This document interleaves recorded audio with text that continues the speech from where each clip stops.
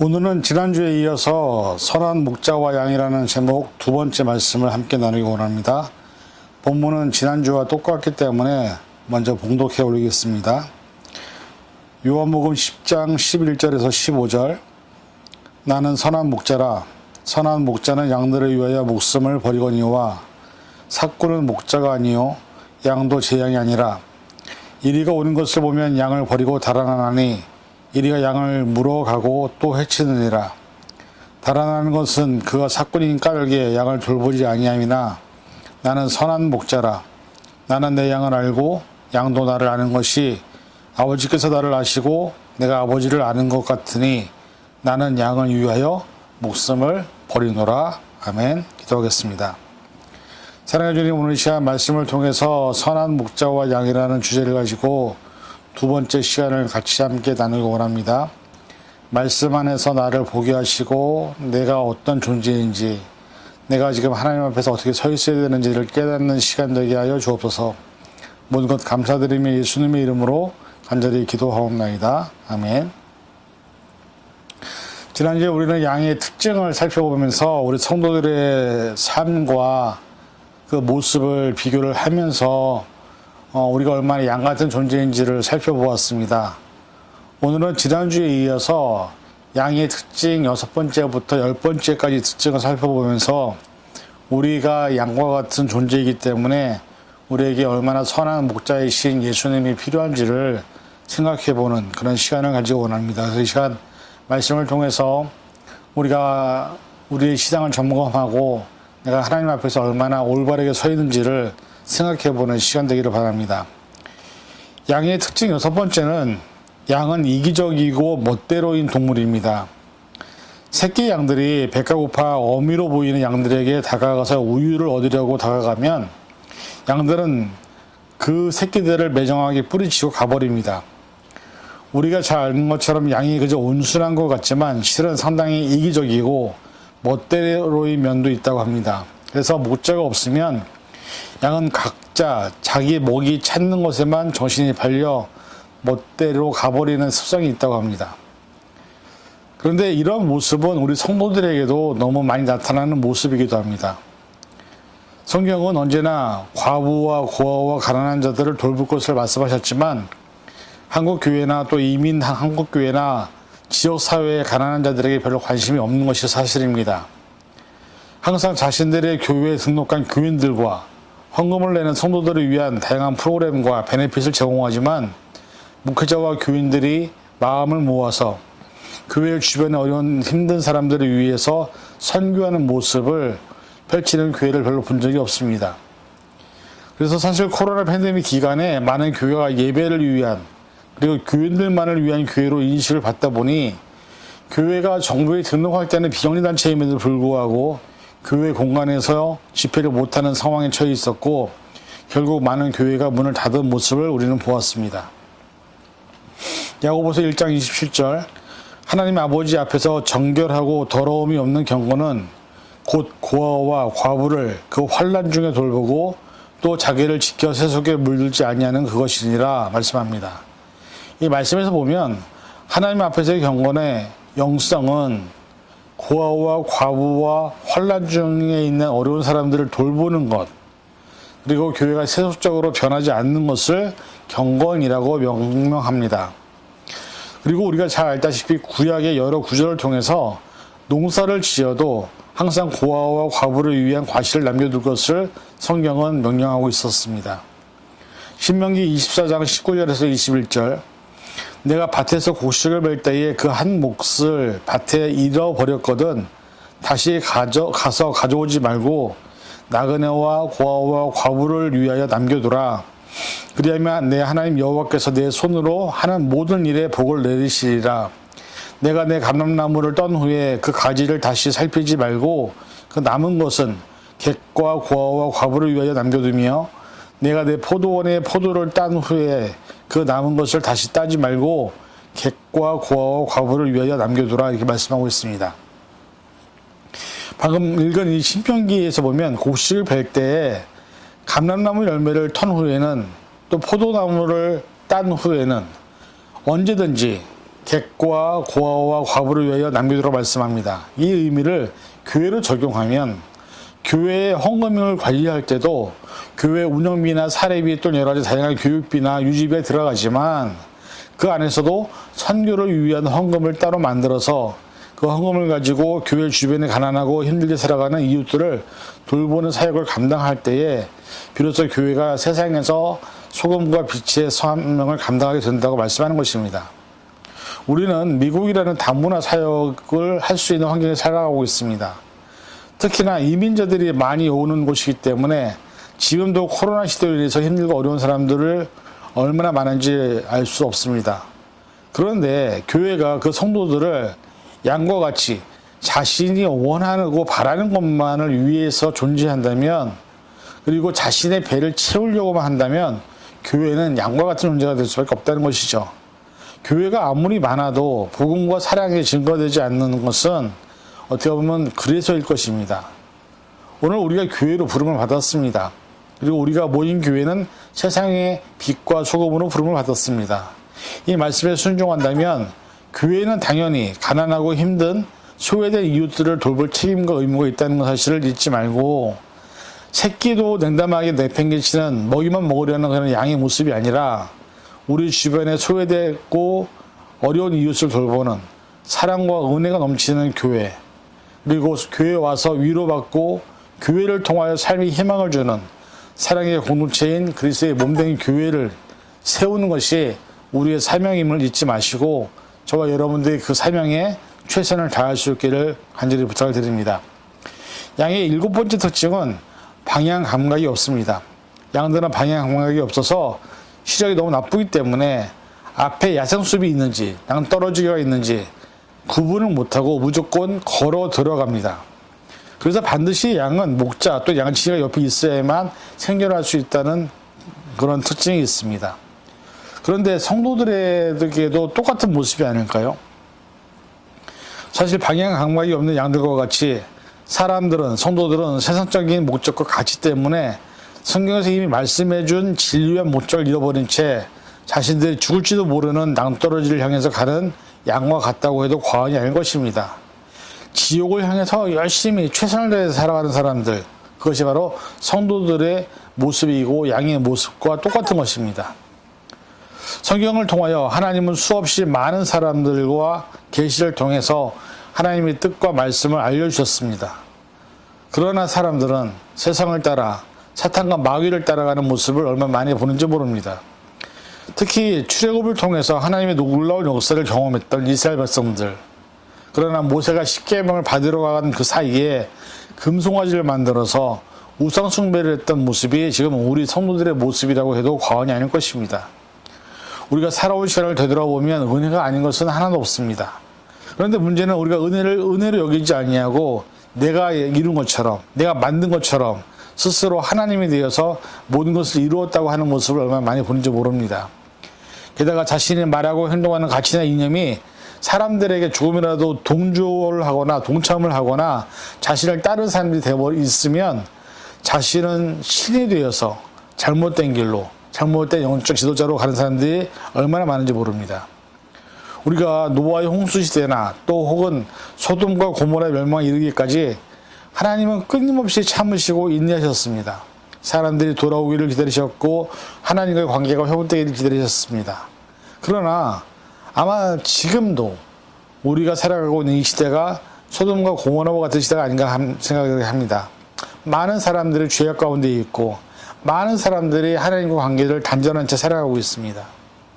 그러나 말씀과 같이 우리가 어리석어서 정말 죄가 많아서 하나님의 뜻을 저버린 채 사망과 죽음으로 향하고 있는 것은 아닌지 모릅니다.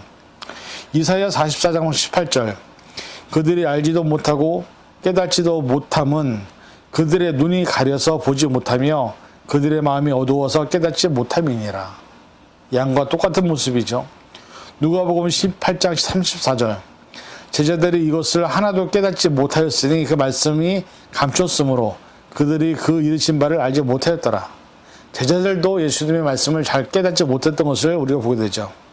이 두 말씀에서 보면 우리의 영적인 눈이 가려서 보지 못하고 마음이 어두워서 깨닫지 못하는 양과 같은 존재가 바로 우리라고 말씀하고 있습니다.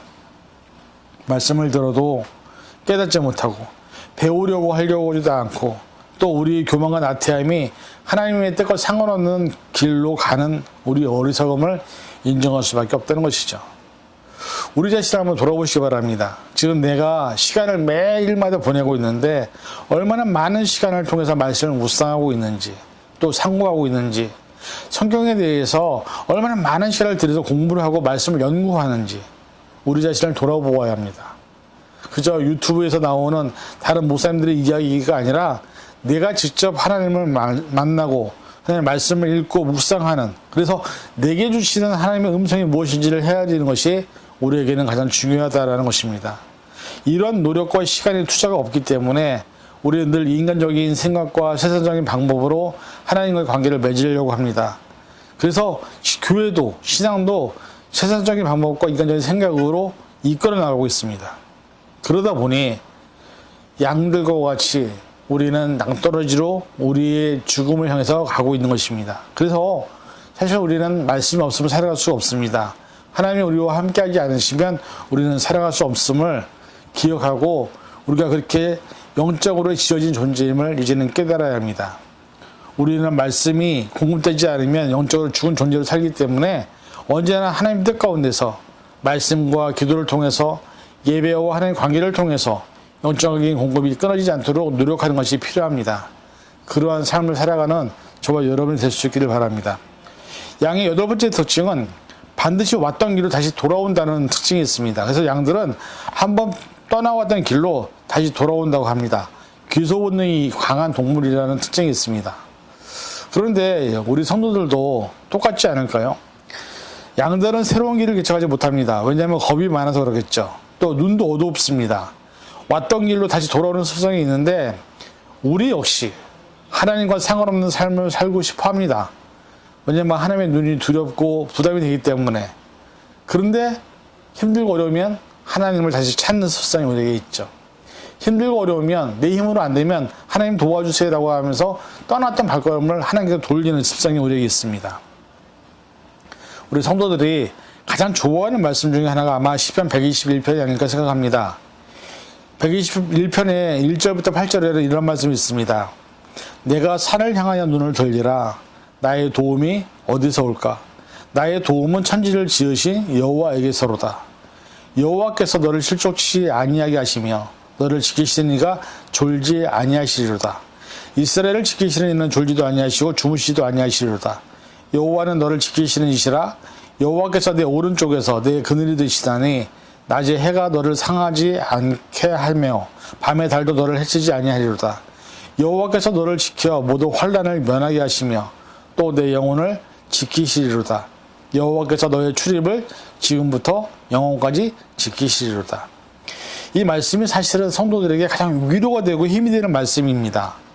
왜냐하면 도움이 필요한데 그 도움을 주시는 하나님께서 졸지도 않으시고 주무시지 않고 우리를 지키신다고 말씀하시기 때문이죠.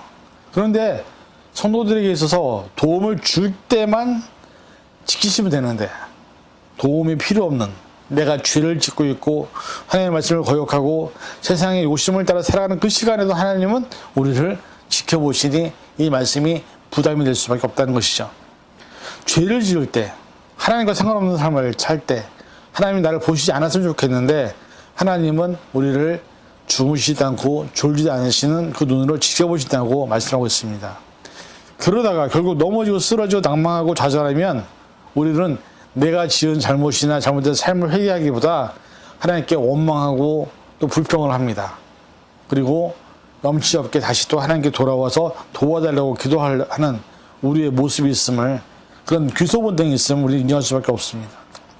내 힘과 내 능력으로 무엇이든 할 때는 하나님 필요 없다고, 안 될 때는 하나님 때문이라고, 이렇게 이기적인, 이렇게 개인적인 세속적인 신앙의 모습이 바로 우리의 모습임을 정말 우리가 양과 같지 않다고 부인할 수가 없습니다. 잠언 24장 12절 내가 말하기를 나는 그것을 알지 못하노라 할지라도 마음을 저울질하시는 이가 어찌 통찰하지 못하시겠으며 내 영혼을 지키시는 이가 어찌 알지 못하시겠느냐. 그가 각 사람의 행위대로 보응하시리라.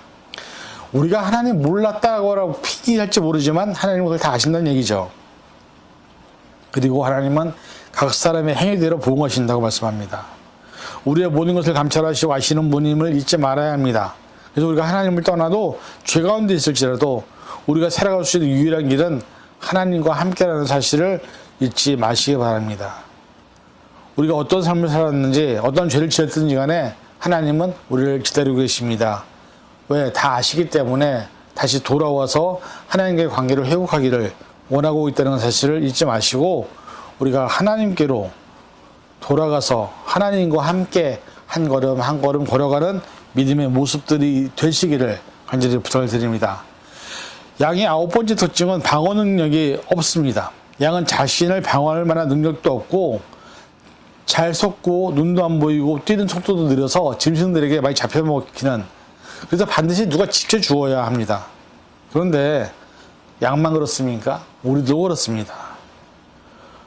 사실 우리는 우리 자신을 지킬 수 있는 능력이나 힘이 전혀 없는 존재임을 인정해야 합니다. 많은 사람들이 여러 가지 많은 운동을 하거나 또 호신술 같은 것을 배우기도 하고 세상에서 일어나는 전혀 예측할 수 없는 사고나 질병, 천재지변 앞에서 우리 인간은 아무리 애를 쓰고 아무리 대비를 해도 우리 힘으로 그것을 막을 수 있는 존재가 아님을 인정해야 합니다. 게다가 영적으로 연약하기 때문에 영적인 시험이나 사탄의 공격이 올 때 우리는 그 공격이나 위협의 순간에 대해서도 우리가 할 수 있는 것이 아무것도 없음을 인정해야 합니다. 게다가 사실 사탄은 우리 인간보다 더 월등한 능력이 많은 존재임을 우리는 욥의 이야기를 통해서 보게 됩니다. 욥의 부와 신앙에 대해서 사탄이 하나님과 내기를 합니다. 결국 하나님은 욥의 생명을 제외하고 다 마음대로 해라. 결국 사탄은 욥의 모든 재산을 빼앗고 자녀를 다 잃게 만들고 벽돌로 몸을 긁어야만 할 정도로 그렇게 질병을 주고 나는 것을 볼 때에 사탄은 분명히 우리보다 강한 존재입니다. 근데 중요한 것은 그러한 여러 가지 사탄의 공격에 대해서 성경은 누누이 우리에게 영적인 전투에 대해서 대비하라고 말씀하셨습니다. 그런데 문제는 우리가 그런 대비를 하지 않고 있다는 것이죠. 어떤 대비를 하라고 하셨을까요? 에베소서 6장 11절에서 17절, 마귀의 관계를 능히 대적하기 위해서 하나님의 전신갑주를 입으라. 우리의 씨름은 혈과 육을 상대하는 것이 아니요 통치자들과 권세들과 이 어둠의 세상 주관자들과 하늘에 있는 악의 영들을 상대함이라. 그러므로 하나님의 전신갑주를 취하라. 이는 악한 날에 너희가 능히 대적하고 모든 일을 행한 후에 서기 위함이라. 그런즉 서서 진리로 너희 허리띠를 띠고 의의 호심경을 붙이고 평안의 복음이 준비한 것으로 신을 신고 모든 것 위에 믿음의 방패를 가지고 이로써 능히 약한 자의 모든 불화살을 소멸하고 구원의 두고와 성령의 검 곧 하나님의 말씀을 가지라고 부탁을 하셨습니다. 이 말씀에서 보면 준비해야 될 것은 전신갑주를 입는 것, 진리로 허리를 띠는 것, 의의 호심경을 붙이는 것, 평안의 복음의 신을 신는 것, 믿음의 방패를 갖는 것, 구원의 투구를 쓰는 것, 성경의 검인 말씀을 가질 때 비로소 마귀를 대적할 수 있다라고 말씀하십니다. 이런 영적인 전투에 준비를 다 할 수도 있지만 우리는 혼자서 아무것도 할 수 없는 존재이기 때문에 하나님의 보호하심과 인도하심 없이는 한순간도 살아갈 수 없는 존재입니다. 그래서 하나님의 임마누엘의 하나님이 우리와 함께 계실 때 우리가 하나님의 능력과 은혜 안에 거하게 되는 것입니다. 우리의 삶의 주인이신 하나님이 우리를 지키시지 아니하시면, 하나님이 우리에게 건강과 생명의 호흡을 허락하지 아니하시면 우리는 아무것도 할 수 없음을 다시 한번 기억해야 합니다. 지금부터라도 우리가 싸워야 할 영적 전쟁을 위한 준비를 하셔서 하나님의 군사로서 하나님 앞에 자랑스럽게 설 수 있는 믿음의 심령을 될 수 있기를 바랍니다. 양의 마지막 특징 10번째입니다. 양은 죽을 때가 되면 온전해집니다. 온순해집니다. 염소나 돼지 등의 동물들은 죽음 직전에 발버둥을 치는 반면 양은 죽음 앞에서만큼 모든 것을 체념한 듯 온순해진다고 합니다. 근데 성도들이 이렇습니다.